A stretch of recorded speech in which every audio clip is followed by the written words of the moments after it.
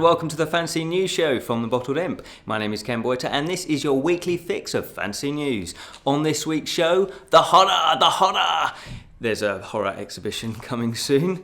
A Tim Burton themed restaurant and bar is opening.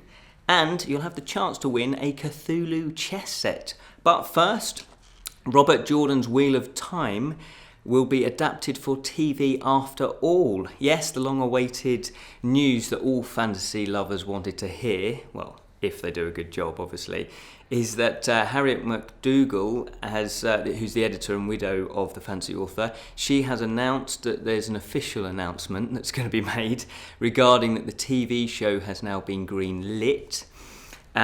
Because previously there have been some legal issues surrounding this, so obviously they've had to sort those out. They apparently have been resolved, and she said, there's going to be a major studio making an announcement. Now, I've not read these books yet. Now, I know these are one of the sort of cornerstones of fantasy, certainly when I was growing up, but book one is sitting on my shelf waiting to be read and reviewed, obviously. Privateer Press have just published Wrath of Dragonfather. It's their latest in their Iron Kingdoms series, and within this universe you've got a collision of magic and technology that has shaped the land and culture of this world. And against all of that you've got various different nations who are eagerly trying to carve their slice of the good stuff for themselves, and ultimately they want the key to immortality. Who wouldn't want that? Now, The Wrath of the Dragonfather, is written by Zachary C. Parker, who has written loads of War Machine novels in the past. And Privateer Press are makers of combat miniature games such as War Machine and Hordes, and they do various other ones as well. So they've published a range of their novels to kind of go with these games, so you can get a bit more of the game. So I guess when you play the games and you've read the novels, you're a little bit more invested in the storyline and the characters, and that's obviously a good thing. And this novel is on digital format only, and you can visit their website, which is privateerpress.com. Sharp End, Stories from the First World, is a collection of short stories from Joe Abercrombe, and it's a collection of short stories all centred around the First World universe, with some of these have been previously published elsewhere in various different magazines, plus there are some new stories in this collection as well. First World author, this was his debut series way back in 2006, and it's a trilogy. Then he wrote a few standalone novels as well, and then he wrote the Shattered Sea trilogy, and now he's gone back to his original series that he wrote. He says this isn't, an actual novel. It's just going to be a series of short stories. But obviously, if you like that universe, then you'll be, well up for this collection of short stories. Now, I've not read any of his work yet, but they have been on my radar for now. In fact, Julian did buy me Half a King for my birthday, which is the first book in the Shattered Sea series, so I'm looking forward to reading that one. And this collection is published by Gonzalez, and it's out now in hardback. And if you want to find out about the author and more about his work, then you can visit Joe Abercrombie. Me and names, huh? JoeAbercrombie.com. Urban Realms have recently published their Dragon Chronicle by Cathrine Thrush in paperback, and this is a cool one. This is specifically designed to chronicle your role-playing adventures. Yes. If you're into Dungeons and Dragons or Pathfinder or any role-playing game, then this could be for you, because this is a way that you can record, it's a little journal book that you can record all of your happenings. So obviously if you do a glorious victory, you can record that, and presumably you'd be recording your devastating defeats as well. Now, in the book there are grids, so you can draw little maps of where you've been, and also you can put the name of the adventure on the spine and on the cover, and it has various spaces for you to put notes and I guess even sketches. Now, I've just recently played my first role-playing game proper. It was Pathfinder, and it was like the introduction kit, because it was just like, well, I've never played it before, so let's see how we get on. And so I'm keen to play more, so I can see now where this would come into it, because you do get into it, because you're role playing, you really do get into the character. And so if you're into writing journals anyway in your real life, Hey, what better way than write a fantasy one? So it's out now, it's 100 pages or 300 pages, and if you visit urbanrealms.com you can get more details. Again with names. I know his surname, Del Toro, the director, Guillermo, I think that's how you pronounce it, Guillermo Del Toro. His personal horror collection is set for exhibition. This is quite exciting news. There's going to be over 500 horror items on display that are personally owned by the Pan's Labyrinth director. And currently they're all in his home, which is affectionately nicknamed Bleak House, and obviously for very good reason. And it features things such as a full-life figure of Edgar Allan Poe, a disembodied Frankenstein head, and a commissioned reproduction of the captain's bed from the Pirates of the Caribbean ride at Disneyland. So if that appeals to you, and let's face it, why wouldn't it appeal to you? This museum has been created by one of the most creative minds to do with horror and fantasy in the film history for a while, so obviously that's going to appeal for you. You can see it at the Los Angeles County Museum of Art between July and November, plus it's on travels. It's going to go to Minneapolis, Toronto, Mexico City, Barcelona, Paris and New York. A Tim Burton themed bar and restaurant is opening in New York City. It's going to be opening in the East Village and it's called Beetle House, with all the decor and the drinks and everything inspired by the works of Tim Burton. And dishes include Edward Burger Hands, clever, Cheshire Mac, guess that's to do with the Cheshire Cat, Sweeney Beef and Eggs Skellington. They also serve cocktails such as Alice's Cup of Tea, the Headless Horseman and the Chocolate Factory Martini. Not sure I'll be trying that one. Anyway, so far they've just had a soft opening, I guess, people can come in and sample it. And the actual opening date is set for the 6th of May. They do have a Facebook, that sounds like Sean Connery, their Facebook page, so you can look that up. It does look a lot of fun, so if you live in the East Village in New York, check it out. Old One Productions are giving away one set of their Cthulhu Chess Set. And for your chance to win, you simply just have to buy anything from their online shop. So it's a clever way to get you to buy something. Once you do, you'll be automatically entered into the draw, and they sell all manner of H.P. Lovecraft memorabilia, themed goods, prints, t-shirts, original art, t-shirts, as I said, and yes, even chess sets. I think they've got various different designs of Cthulhu chess sets. There are photographs of the chess set that you can win on their Facebook page, and it does look really, really cool. It does look really nicely done.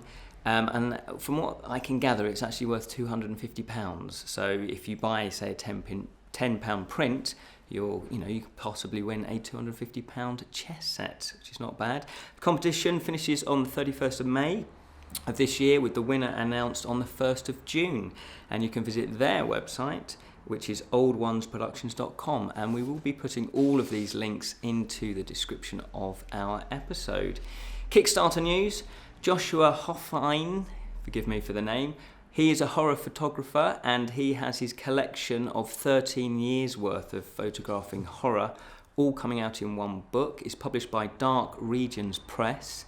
And he is a respected photographer that has had his work appearing in the Huffington Post and the Guardian newspapers, various magazines and publications and websites over the years. The book is a nice coffee table type book. It's 12 inches by 12 inches. It's in full colour as you'd expect, and it's got over 150 pages. Apparently the print quality is really good, and the paper, it's got gloss finish. It's all on premium paper. They also have a deluxe signed edition as well as one of the pledges, and it includes 5 new studio photographs that have never been seen before. And apparently all of the photographs, it's all in camera. He doesn't do any Photoshop trickery. So what you see is basically what he photographed. Obviously, I'm sure he grades it and does various other things in Photoshop, but he doesn't actually add anything. It's all the special effects are done in camera. It is nearly funded and it finishes on the 25th of June. The Rocky Horror Show is going digital. Oh yes. Rich O'Brien's 1980s classic musical, that's being adapted into a video game for mobiles and tablets. I believe it's also coming out on the PC as well. It's called The Rocky Horror Show Touch Me, and it's a rhythm action dance game. So basically you have to swipe in order to make one of the characters move. And basically it's got all the hits from the show, and you basically unlock various other songs and various characters as you go along. It is free to play, but there are in-game costs. But there are certain levels that you can pledge, so you can just buy all of the game without then having those in-game costs. It's actually designed by veterinary industry and Rocky Horror fans, Ella Romanos and Oscar Clark, and they have formed Rocket Lolly Games, and they have got the official license from Richard O'Brien, so it is official. And obviously, if you're into Rocky Horror, this could be the game for you. It finishes on the 1st of June. Zombies with a Shotgun is a full-length feature film where all the zombies and horror fans, apparently this is what you've been waiting for. That's what it says. That's their tagline. It's written and directed by Hilton Arez Ruzzi. Really sorry about that. Who's based in New York. And the film does have a certain twist on the normal zombie genre, because it's actually the zombies that are the heroes. You're meant to, I guess, feel sympathetic for the zombies, and they're actually just being attacked by these horrible, nasty humans. So it has got a bit of a twist to it, because obviously there are loads of zombie films and books out there, and even board games. It does focus on a main character, Aaron, and his girlfriend, and they're unsure whether Aaron's been infected with the zombie virus or is it another virus. They're not quite sure, so I guess it's his journey about seeing if he's infected or not, and then finding out what it's like, I guess, to be a zombie.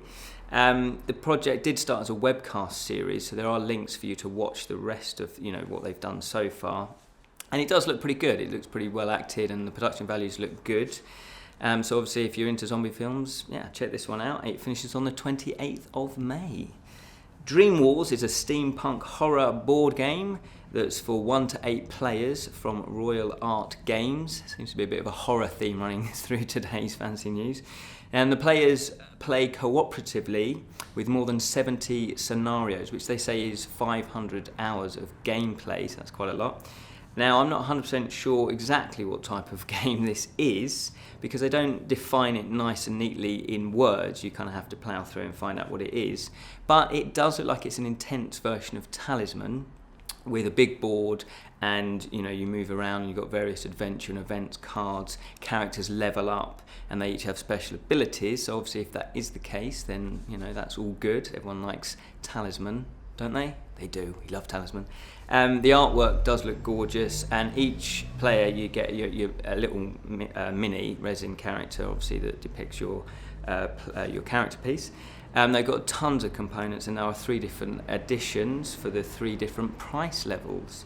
They do have a rule book for you to download, so you can read how it plays, and they also have a video so you can watch to see how it plays as well. So obviously, if this is for you, you might want to be funding this one.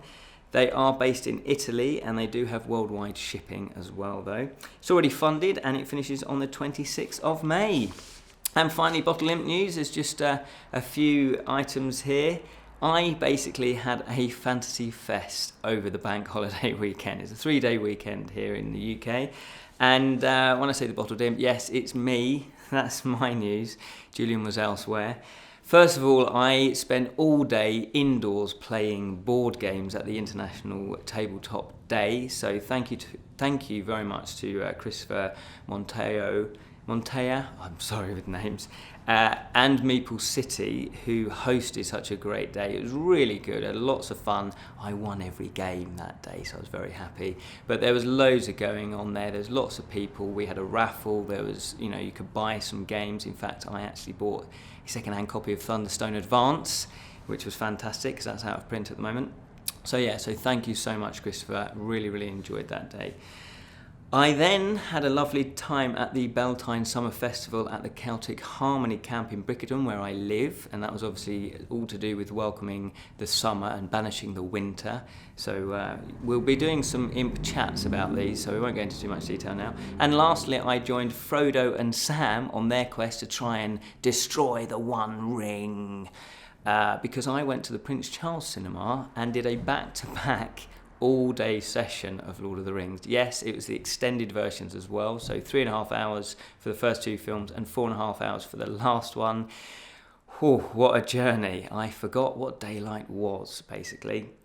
And so as I say, we'll be doing some imp chats for all of these adventures, so look out for those.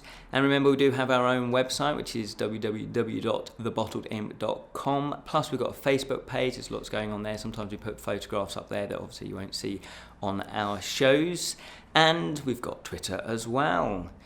But that's all we have time for. So remember, fellow imps, keep it unreal, especially the news.